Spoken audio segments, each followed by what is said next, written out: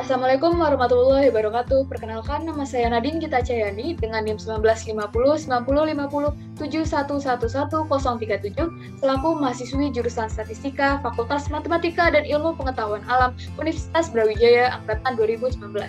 Video ulasan saya ini untuk memenuhi kuis 2 mata kuliah Bahasa Indonesia. Mulai 2024, BPS olah Big Data jadi statistik resmi. Pada tanggal 30 September 2021, Deputi Bidang Neraca dan Analisis Statistik Badan Pusat Statistik atau BPS, Muhammad Edi Mahmud mengatakan bahwa BPS akan memanfaatkan Big Data untuk statistik resmi yang akuntabel dan berkualitas mulai 2024. Menurutnya, Big Data penting untuk mulai dijadikan sebagai sumber data yang nantinya dapat dimanfaatkan sebagai data statistik resmi. Kita tentunya sepakat bahwa saat ini kita berada dalam era disrupsi. Beberapa kalangan menyebutnya sebagai era VUCA, volatility, uncertainty, complexity, ambiguity, atau dalam bahasa Indonesia memiliki arti yaitu volatilitas, ketidakpastian, kompleksitas, dan ambiguitas. Pergeseran ini merupakan dampak dari perkembangan teknologi yang begitu pesat, salah satunya teknologi informasi.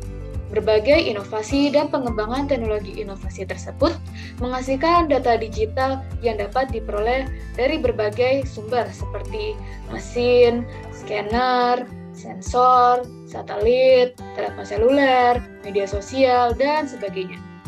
Data-data ini memiliki karakteristik volume yang besar, kecepatan yang tinggi, dan variasi yang beragam, atau yang dikenal dengan sebutan Big Data. Karakteristik ini juga berkembang secara dinamis seiring dengan perkembangan ilmu pengetahuan dan teknologi. Hal ini menghadapkan kita pada tantangan sekaligus peluang dalam berbagai bidang, termasuk perstatistikaan. Seiring dengan era VUCA ini, Kantor Statistik Nasional dalam hal ini BPS dituntut untuk beradaptasi dan berinovasi guna menghasilkan data yang berkualitas dalam proses pengambilan dan evaluasi kebijakan data yang dihasilkan. Data yang dihasilkan dituntut pula untuk memberikan analisis secara real-time sesuai kondisi lapangan. Analisis yang dibutuhkan tidak lagi berupa analisis deskriptif ataupun prediktif, melainkan analisis perspektif yang di dalamnya sudah menggabungkan data internal dan eksternal serta dapat memberikan rekomendasi yang tepat bagi pemangku kebijakan. Di samping itu, data yang ada juga harus responsif terhadap perubahan dan sentimen yang ada di masyarakat. Data-data konvensional yang selama ini kita kumpulkan melalui survei, sensus, dan komplikasi produk administrasi belum optimal memenuhi tuntutan tersebut serta menghadapi kondisi masyarakat yang terus berubah. Big Data sebagai sumber data yang baru dapat dimanfaatkan untuk menjawab tantangan dalam era disrupsi ini. Penerapan Big Data untuk statistik resmi bukan hal yang mudah. Tantangan dan hambatan datang dari berbagai sisi. Pertama, dimulai dari internal pemerintahan. Setiap kementerian atau lembaga atau pemerintah daerah memiliki data sektoral masing-masing. Sayangnya, data-data tersebut tersimpan dalam struktur, standarisasi, dan kebijakan pengaturan yang berbeda-beda. Hal ini menjadi hambatan dalam proses pengumpulan, pengolahan, dan analisis data. Salah satu upaya yang telah dilakukan adalah dengan dikeluarkannya Perpres nomor 39 tahun 2019 tentang Satu Data Indonesia. Kebijakan ini mengharuskan data-data tersebut memiliki standar data, metadata, kaidah interoperabilitas atau berbagi, pakai, dan kode referensi atau data induk sehingga diharapkan pengelolaan data menjadi lebih efektif dan terintegrasi. Kedua yaitu terkait Big Data Governance. Otoritas dan legalitas untuk mengakses Big Data dari berbagai sumber juga menjadi tantangan tersendiri baik di Indonesia maupun berbagai negara di dunia. Proses pengambilan data dari produsen data seringkali terhalang dikarenakan tidak adanya aturan yang jelas dan kuat terkait pengumpulan data. Undang-undang statistik secara umum sebenarnya sudah mengakomodasi dan mengantisipasi adanya sumber-sumber data yang baru termasuk Big Data. Hal ini dapat dilihat pada Undang-Undang Nomor 16 Tahun 1997 tentang Statistik Pasal 7 Poin D yang menyatakan bahwa pengumpulan data dapat dilakukan dengan cara lain di luar survei, sensus, dan kompilasi produk administrasi sesuai dengan perkembangan ilmu pengetahuan dan teknologi. Namun demikian, Undang-undang ini harus dielaborasi dalam aturan-aturan yang lebih detail dan komprehensif, sehingga semua pihak memiliki posisi dan peran yang jelas, baik produsen data maupun pengguna data. Ketiga, privasi. Keamanan dan kerahasiaan data mendapat perhatian yang tinggi, mengingat banyaknya kebocoran data yang terjadi dalam beberapa tahun terakhir, baik di sektor pemerintahan maupun sektor privat. Salah satu strategi yang dapat dilakukan yaitu mengumpulkan data dalam bentuk data agregat, bukan records.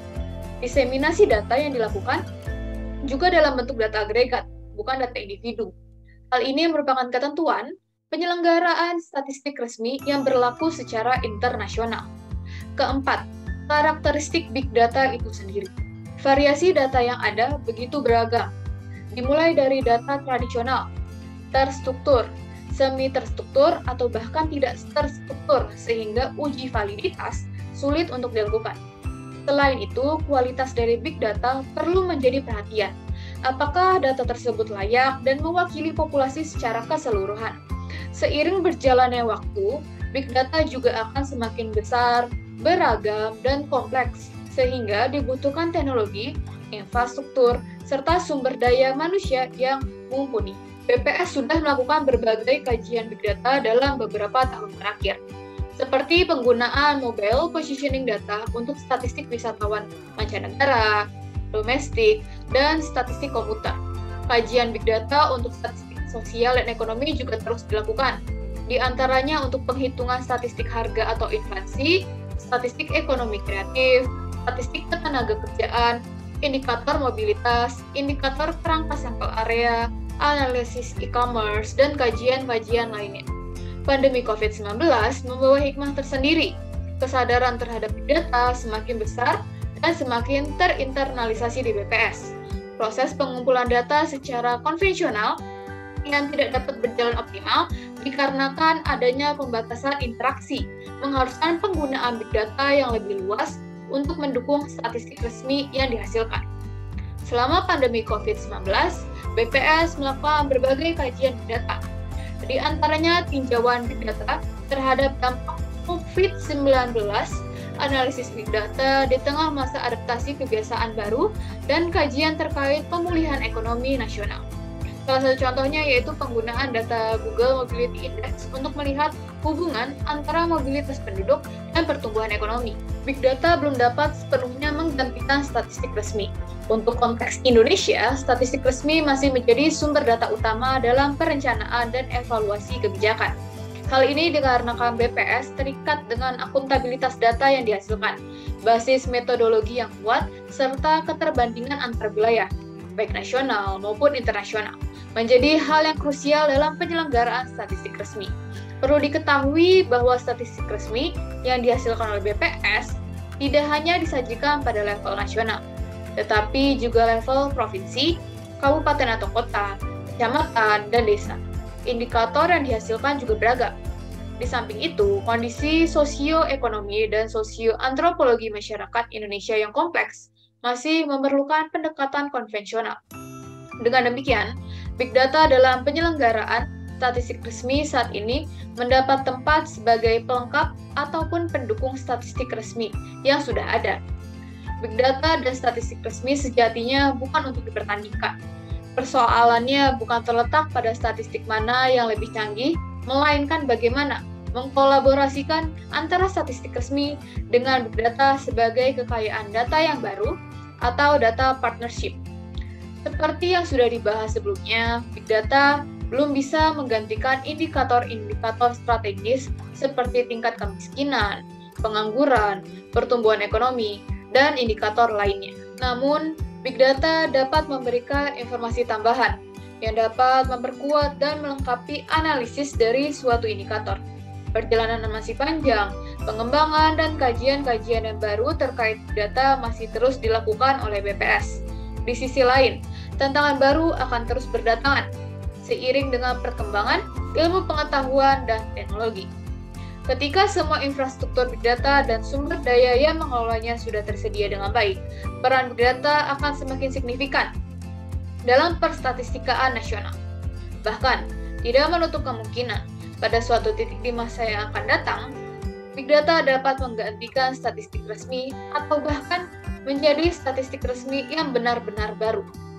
Tentunya, BPS sebagai kantor statistik nasional serta pemangku kepentingan lain yang terlibat dalam sistem statistik nasional harus siap dengan berbagai disrupsi dan perkembangan yang ada, sehingga data statistik yang berkualitas dapat terus dihasilkan secara berkesinambungan. Demikian video ulasan dari saya.